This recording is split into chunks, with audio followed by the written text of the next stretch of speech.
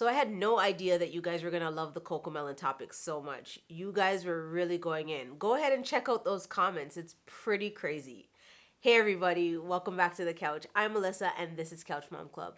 On my channel, you'll find tips and tricks to help moms to get off the couch and into life. And in today's video, we're gonna talk a little bit more about Cocomelon, and I'm gonna give you one major tip for how to use screen time with your little ones. So let's get right into it.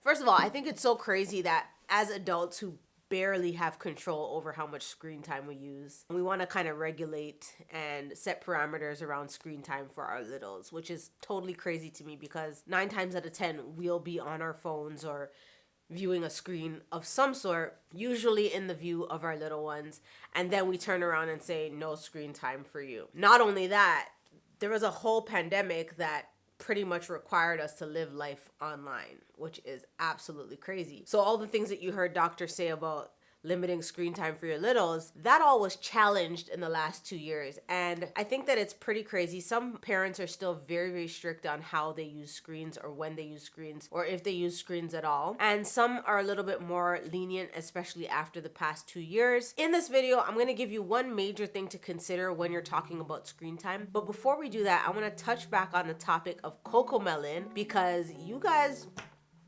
seem to be really going in. Now, if you haven't seen that video, I'm gonna link it right here so that you can go ahead and check it out. And I think that after seeing the success of that video, I might even delve a little bit deeper as to what I allow my children to watch and why I support particular shows. But for now, I just wanna talk about how much negative feedback that Cocomelon video got.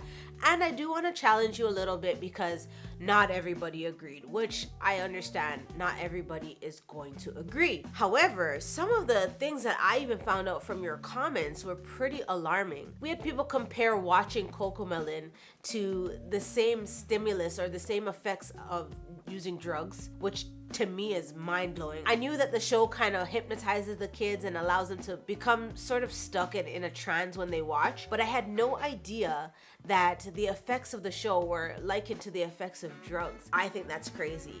Even one comment mentioned that you would use the show Cocomelon to bring a drug addict or somebody who is high on a particular drug down from their high, and then with a kid watching Cocomelon, the very opposite happens. They'll become more rambunctious. Their behavior will spike. It's just absolutely crazy. I even noticed comments about behaviors that were noticed when watching the show. Some of you commented that you saw behavior change when the child was watching, and then when you stopped the show and eliminated it from your home, you saw a more regular pattern and regular behavior from your child, which I think is absolutely crazy. I know a lot of people are gonna say, my kid watched Cocomelon and it was absolutely fine. They had no behavioral issues. That is all well and good. I agree that not every child is going to see the same effects when watching the show. And that's the same for anything. Not every kid is gonna hate their vegetables. Not every kid is going to potty train at 2 years old. Not every kid is gonna like this, that, or the other thing. You know, like some kids don't like sugar.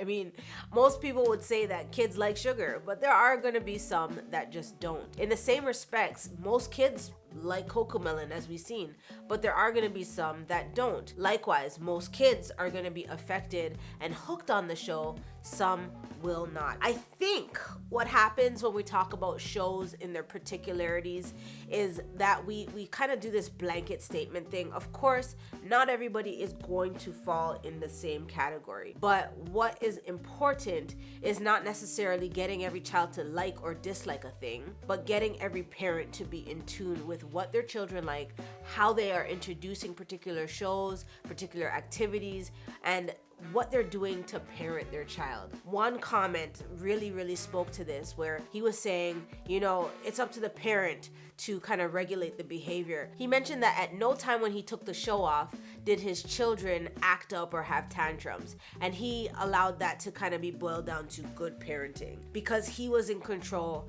and he was able to parent well. The children did not have temper tantrums. Now, I don't know about all of that because I believe that I am parenting my children well, but they are at a stage where they do sometimes have temper tantrums and things like that. One is 2, one is almost 4, And even the baby is starting to pick up on the little behaviors and, crying on cue and things like that. I don't think it has anything to do with good parenting. What I do think, however, is that as a parent, you should be able to say, okay, now we're going to do this and we're going to move on to that, and be able to kind of mitigate behaviors and allow your child to understand that you're transitioning. And should a temper tantrum occur, you should have the parenting tools that are necessary in order to kind of mitigate the behavior and do what you need to do in order to keep a calm and cool and collected child. But that leads me to the actual topic of the video, where we want to talk about, what about screen time? What are we doing with screens? Are we allowing our children to use screens? Are we very strict in saying no screen time? Recently, I saw a post that said, we're having a screen-free summer, and I loved it. I thought that was brilliant, because really, I don't feel that we should waste the good weather. If you're in Ontario like me, you only get a very small window of good weather, and I believe that you should be outside. You should be enjoying the weather. You should be doing stuff, making memories, having adventures, going outside. So no screen summer, I think that's great. However, that is not realistic for everybody. And because it's not realistic for everybody, we have to figure out a way to have screens in such a way where our kids benefit and you benefit and everybody is good. I must say that I do not agree with using screens as a pacifier. If you are noticing behaviors with your kid and then the only thing to get them to calm down is by sticking an iPad in front of them, that's not what I'm saying. But I am talking about using screens as a tool for your parenting so that your day can go well and your child's day can go well. We are constantly in front of screens as adults. I mean, I have my phone out a lot of the time. I'm always on my Instagram or checking up on my YouTube channel. I have the device in my hand. My kids see me and they have grown to love screens as well. However, this one thing is going to help you to rethink screens in your home, and it's going to also help you to use the screen as a tool. Everything that you have at in your disposal is a tool for parenting. Now, you don't have to use the tool, but you might want to consider using it and effectively using it for your parenting. Screens are inevitable, especially after the 2-year stretch of being on lockdown and being at home. Kids had to do school on the screen. Kids had to talk to friends and family on the screen.